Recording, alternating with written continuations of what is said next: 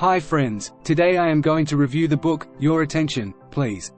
How to Appeal to Today's Distracted, Disinterested, Disengaged, Disenchanted, and Busy Consumer by Paul B. Brown and Alison Davis. Discarded messages. Communicators are in trouble. Messages and information from newspapers, magazines, emails, videos, audios and other sources besiege today's audiences. In reaction, people delete, skip and pitch material as fast as they get it. If you've tried to give a presentation to a restless, distracted audience, you know that people are finding it hard to pay attention, no matter how much time you spend crafting your message. You face a problem, but you are not alone. The challenge of breaking through the communication clutter is common, and it's getting worse. The first step is to analyze what factors influence the people who receive, or reject, your message. Members of modern audiences discard the majority of messages they receive for several reasons, including 1. The messages may be interesting, but that's all, and that isn't enough. 1. A message has to be relevant and compelling to get people to read it, much less act upon it. 2. The messages don't address people's needs. People pay attention to messages that offer them clearly stated benefits, like becoming safer, thinner or wealthier. 3. Messages must be instantly usable. People want you to lead them to the information they need. 3. And they want that information immediately. 3. Now. Why don't people pay attention to your communication? Because they're overloaded with information, so overwhelmed that they've lost their ability to focus. To break this logjam, you need to activate the right set of stimuli for each audience. But before you adapt to the way audiences and the media have changed, you may want to understand how these changes came to pass. All-day information overload. What information consumes is rather obvious. It consumes the attention of its recipients. Hence, a wealth of information creates a poverty of attention. Economist Herbert Simon. Swamped by today's information overload, people are distracted and can't concentrate. They multitask, listening to the radio or watching TV while they are online. They are fatigued, stressed and dissatisfied, beset with too many choices, and so overwhelmed that they suffer from various attention deficit disorders, from attention deficit trait, ADT, which causes distractibility, inner frenzy and impatience, to the more severe attention deficit, hyperactivity disorder, ADHD, which may afflict more than 8 million Americans. Focus on the audience. Where does this leave the professional communicator, whose job is to convey information? It mandates a new set of practices. Since your audience has limited attention and time, you must focus your message. Most messages are not created for the benefit of the audience, so they fail. Communicators gravitate to what they do best, write about what they know and try to share it. To be effective, the better approach is to help the people in your audience. Get their attention by solving their problems, meeting their needs and answering their questions. For example, the editors of 17, Men's Health and other specialized magazines serve their readers by providing information they want. Their headlines address readers' concerns, often with the powerful words, how to, and, you. Trying to figure out what your audience wants, and then delivering it, is a lot of work. No one in your audience has the time and patience to wade through a bunch of nonsense. As a communicator, your first job is to know your audience members, who they are, how they spend their time and money, and what their ages, incomes and interests are. The managers of a specialized clothing store conducted focus groups to create a profile of their ideal customer. They researched what she liked, what she drove, what work she did and what restaurants she preferred. They even found a photo of a woman who represented this patron and used it in their marketing. People will only pay partial attention, even when the communication is something they're interested in. And therein lies a truth. Your audience is not a demographic, but a person, so take time to understand that person. Support your readers' goals. Don't talk down to them. Think of the way Procter & Gamble helped sell their cleaning products by elevating the task of washing the floor to a noble, necessary job. As a communicator, make your message interactive, be flexible and use channels your audience finds easy to access. Storytelling, how to frame your high concept. Film industry insiders can convey a movie's theme in a tight phrase known as the movie's high concept, a summary using 25 words or fewer. Filmmakers use it to encapsulate a script's essence and to determine whether the story's entire idea is worth pursuing. A movie poster is even more succinct. Movie marketers recognize that they have 1 second to get a person's attention and another second to convey information. That's why some posters show only a few words against a carefully selected image. This short-form message has applications in other types of communications. Such intense summarization is exactly what ad agencies and politicians do with any product or issue. they focus on one trait. The day CNN went on the air, "You mean I can turn on the TV at 3 o'clock in the morning and find out what's going on anywhere in the world?" was the beginning of a communication revolution. Similarly, politicians use one concept, framing, to link a candidate's ideas to the voters' values. Frames are part of the cognitive unconscious, the way people view the world. They dictate perceptions, opinions and reactions. If you frame your message correctly, you can get the attention you want. Framing is a three-step process. First, focus on a goal, such as having more customers visit your website. Second, link the results you want to a customer benefit, such as faster access to information. Third, create your message's main concept in 25 words or fewer. Avoid jargon, which appeals only to a limited group. Use thick descriptions.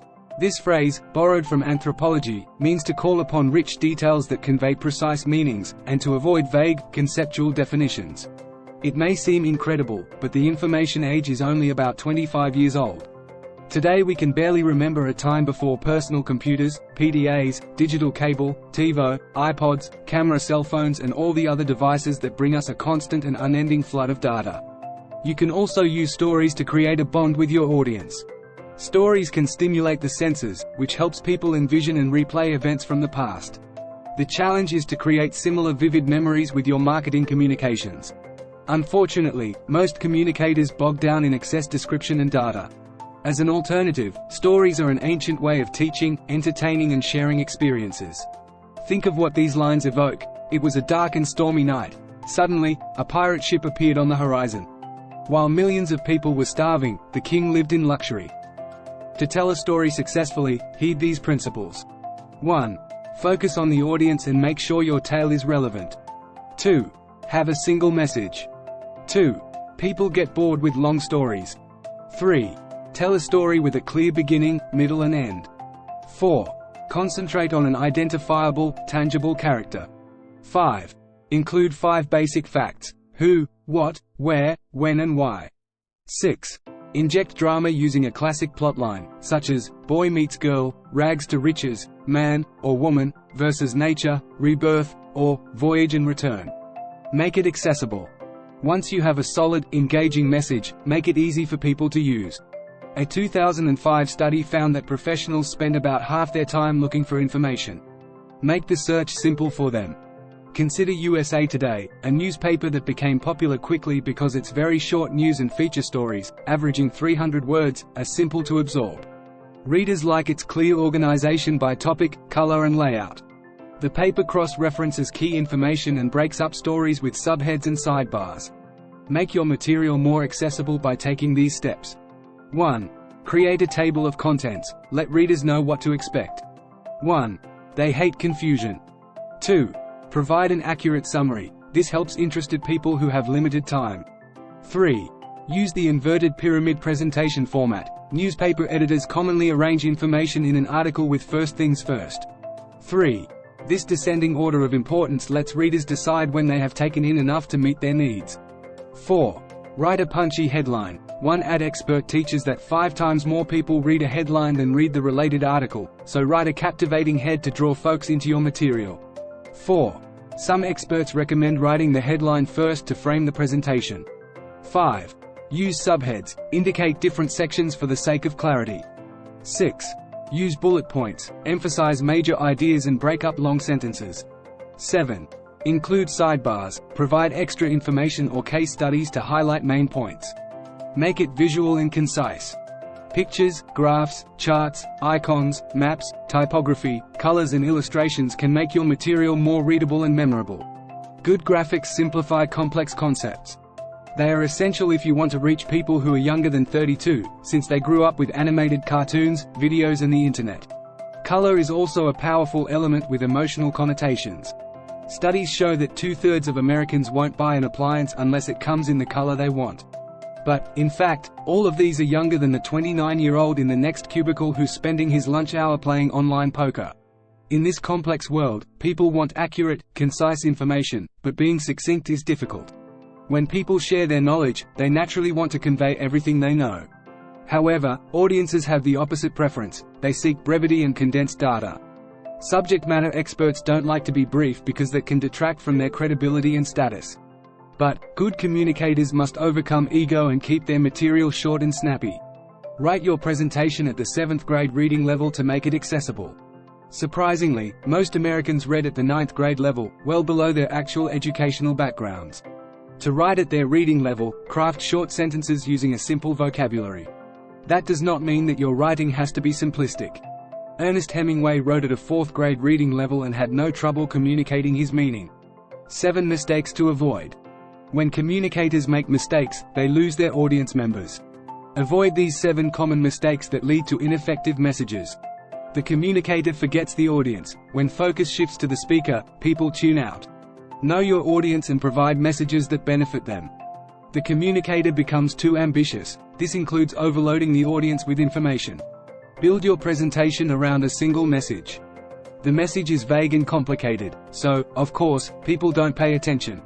The message is convoluted, long and jargon-filled. Keep your message tight, realistic and straightforward, so people get the idea readily. The message is unclear. Use visuals to display your key points. The audience is confused about where the presentation is going. Tell them what you are going to tell them, then actually tell them and then summarize what you told them. The speaker lectures the audience. Avoid preaching. Instead, give instructions or helpful information so people instantly understand the benefits of listening to you. Takeaways. 1. Many people suffer information overload.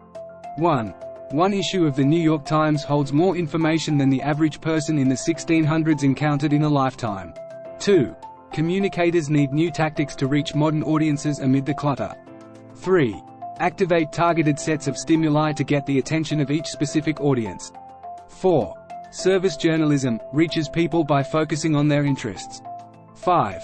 Your audience is not a demographic, but a person, so try to meet that person. 6. Most communicators bog people down by providing too much description. 6. Use thick descriptions, which offer concrete details. 6. Avoid being vague or conceptual. 7.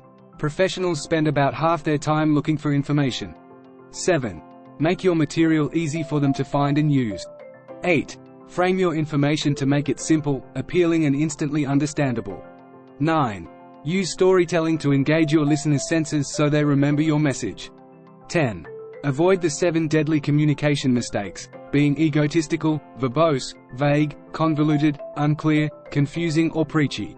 11. If you enjoy our content and would like to stay updated with our latest videos, please like, share and consider subscribing to our YouTube channel. 11. Your support means a lot to us. 12.